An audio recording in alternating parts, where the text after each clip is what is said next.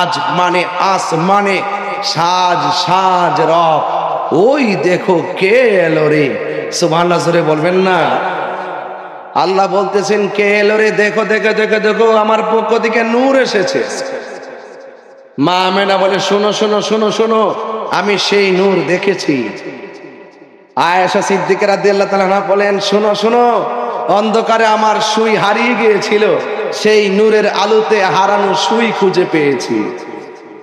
আল্লাহ বলে এসেছে, মা আমেনা দেখেছে, মা হযরতে আয়েশা সিদ্দিকাকে পেয়েছি, আর আমরা না দেখে সবকিছু বিশ্বাস করেছি। বড় করে বলেন আল্লাহু আকবার। তো আজকে এই জন্য বলছে আসমানে সাজ সাজ রব, কিন্তু সেই সাজ সাজ রব যার জন্যে, তার জন্যই রব সারা পৃথিবী সাজিয়েছেন। আর আমরা বড় ভাগ্যবান যে আমরা সেই নবীর উম্মত হয়েছি।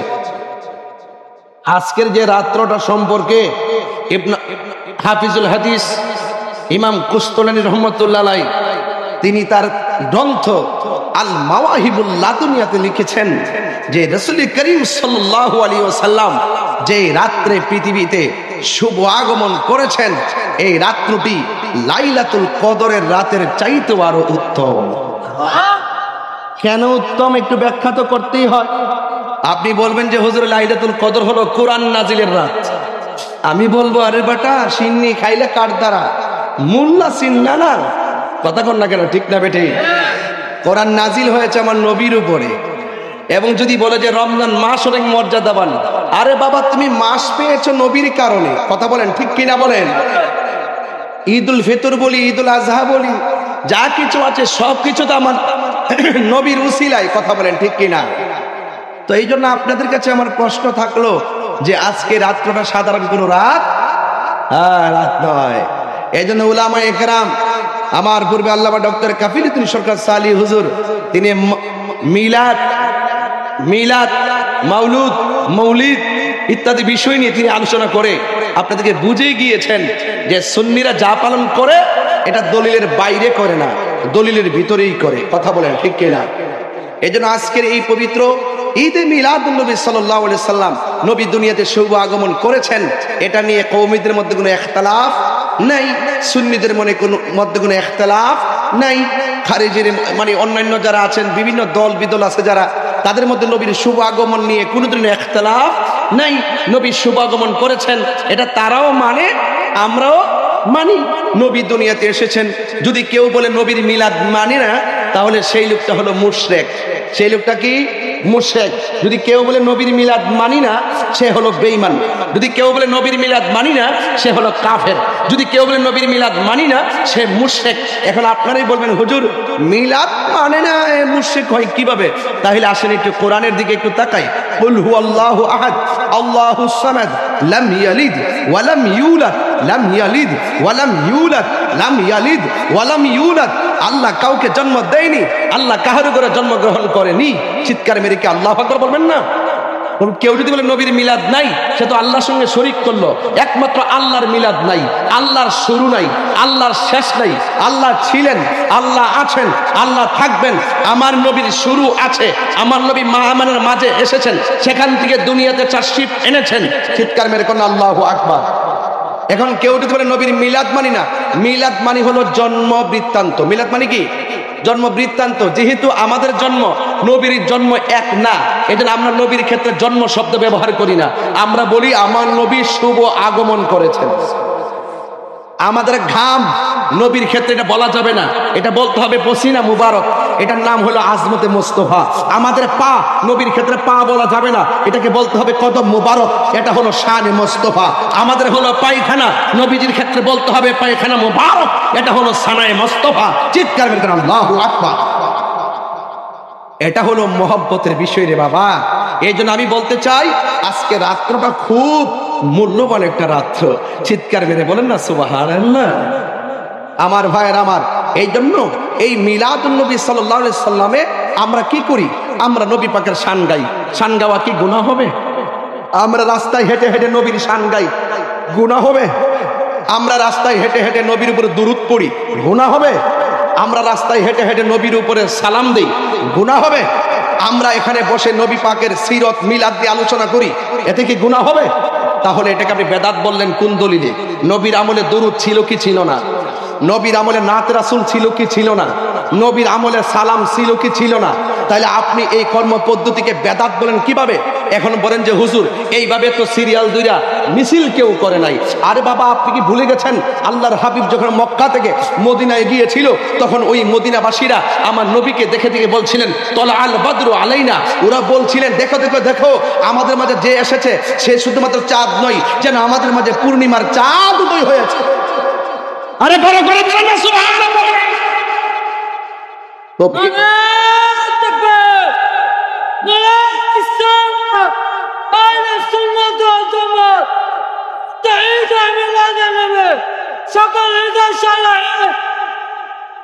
হাত তুলে বলুন আমরা নবীকে পেয়ে খুশি না বেজার?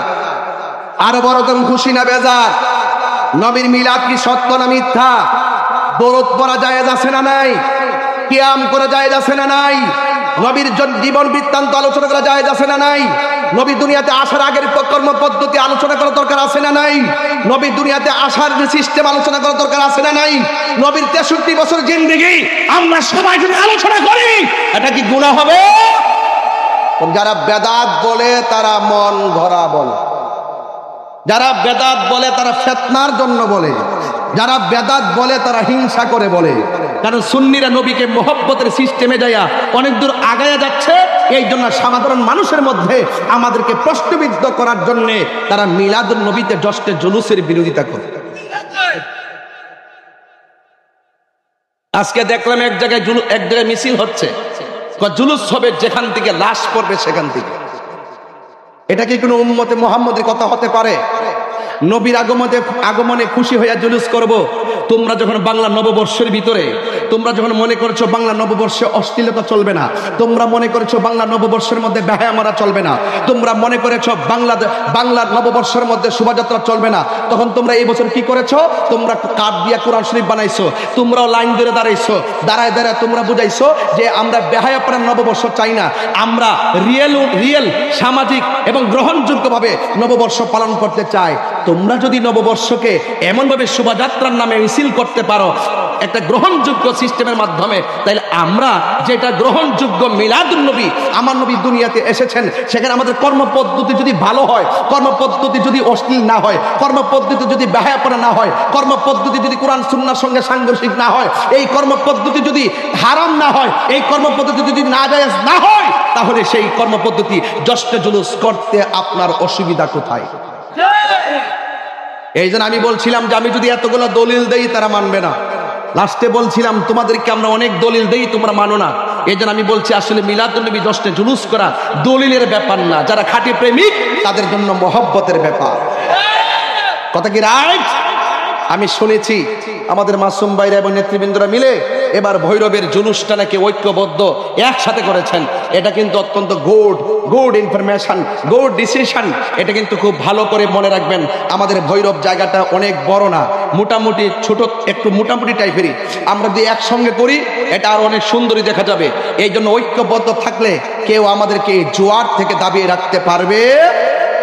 আমি সবাইকে দাওয়াত দিচ্ছি, এই ভৈরবের আপাবর সুন্নি জনতা, মুসলিম জনতা, যারা বলেন তৌহিদি জনতা, আপনাদেরকে আমি দাওয়াত করছি, আসুন মিশে যান আমাদের সাথে, একাকার হয়ে যান, নবীর প্রেমে ফানা হয়ে যান, নবীর প্রেমে দিবানা হয়ে যান।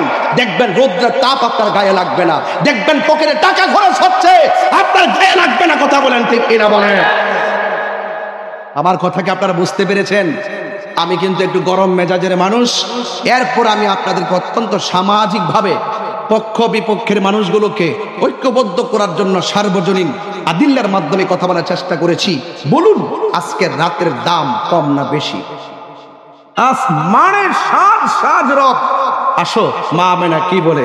মা আমেনা বলছেন আমি রাতের বেলায় দেখলাম আমার গলের তুড়ি ফেরে গেল, আমি দেখলাম আকাশের তারকাগুলো খুলে খুলে আমি মা আমেনার ঘরের চতুর্পাশে জার বাতি লেগে গেছে। আজকে ফাতেহা মাহফিলে তাকায় দেখেন জার বাতি লাগাই রাখছে। কথা কোন ঠিক না বেটি?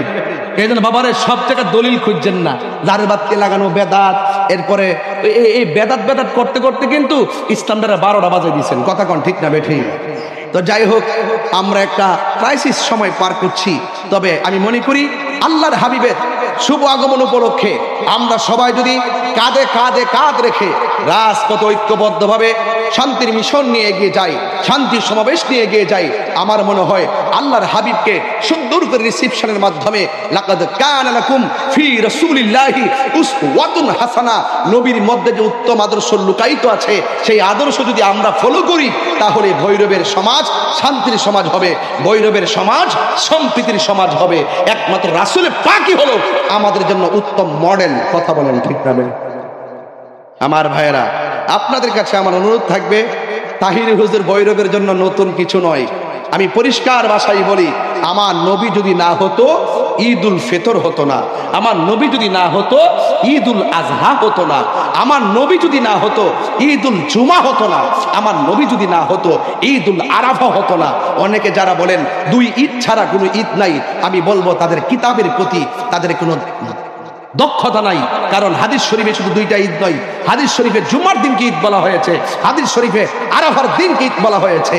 আর তারা যারা বলে 2টা ঈদ ছাড়া কোনো ঈদ নাই, তার মানে বোঝা গেল এদের ষড়যন্ত্র, এদের অদক্ষতা, এদের হিংসা বিদ্বেষ, ইসলাম শান্তির ধর্মটা যেন জলে পুড়ে সারখারের মতন হয়ে গেছে। কথা বলেন ঠিক না বেঠিক?